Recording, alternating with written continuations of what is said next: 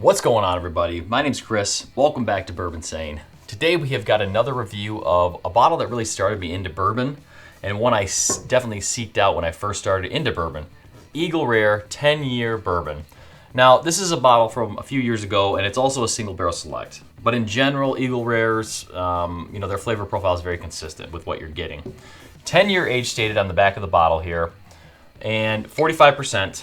This specific pick is from Rishi's International, and this is a part of Buffalo Trace's Mash Bill 1. So Mash Bill 1 being low rye, less than 10% rye in general. They don't exactly disclose, but we do know it's probably less than 10% rye.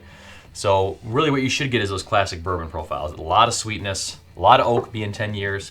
So we're going to find out if that holds true. Let's look at color here first.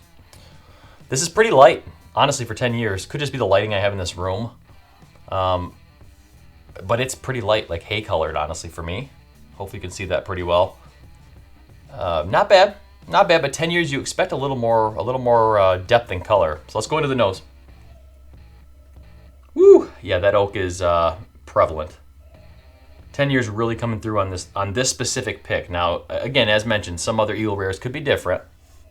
This specific pick could be a lot of oakiness, and it is classic Buffalo Trace. Candied cherry. Stone fruits, plum, dark cherries, and then definitely that oak. You know, it's a sweet oak I get. The more age, it's typically the sweeter the oak gets for me.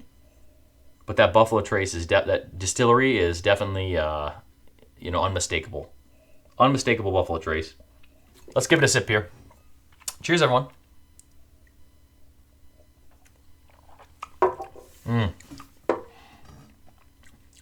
Good mouthfeel, good solid finish, very little spice. Very little spice. It's just a lot of that creamy sweet oak from the age.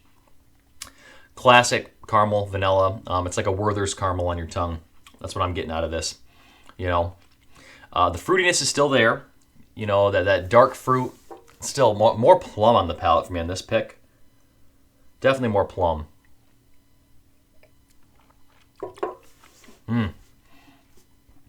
See, and that sip gave me apple. Like I got a lot more apple. Green apple, lighter apple, carameled apple, which is really weird.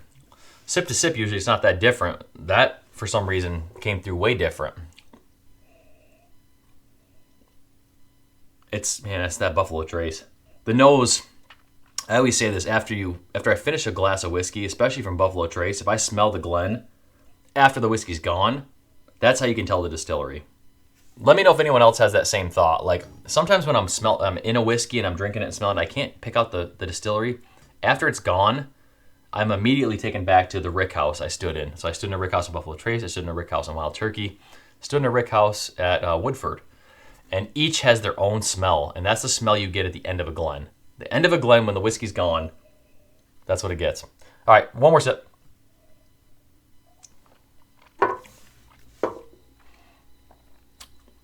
It's solid, man. It's solid.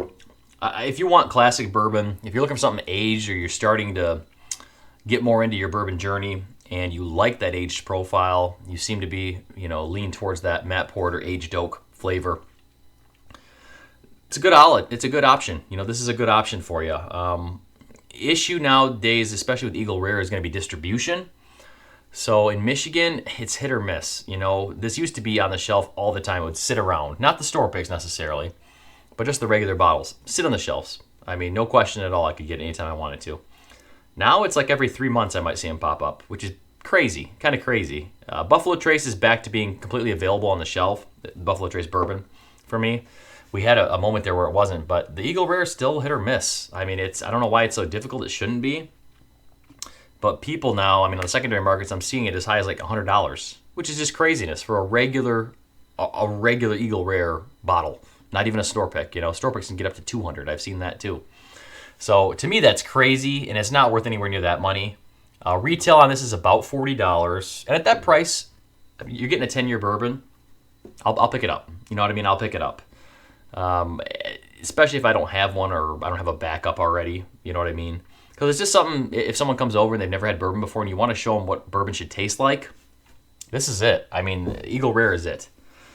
It's like, hey, you want an experience in bourbon? Try this. You know what I mean? Try this first, see what you think. And it's always a solid pour. You know, it really is. It's a solid pour. And especially if you like that Buffalo Trace profile, you should check it out. All right, well, thank you all for watching this review today. This is probably a re-review of Eagle Rare. I don't remember, honestly. But it's a bottle that I've liked for a long time. It's good stuff. If you haven't already, please check out the website, bourbinsane.com. Putting out reviews like this, more depth, more detail, all that good stuff. And if you haven't, please do subscribe to the channel, like, subscribe, hit that bell notification. I'm going to be doing live streams starting up soon here. I'm hoping, time permitting. So please do keep that bell on so you know when I go live. Join in the chat, talk to me. My favorite part is interacting with all you guys on this whole thing. That's what drew me back into Whiskey Tube. So please do join me in those live streams in these videos as well. I appreciate all the support. Thank you all for being here and watching. Stay insane.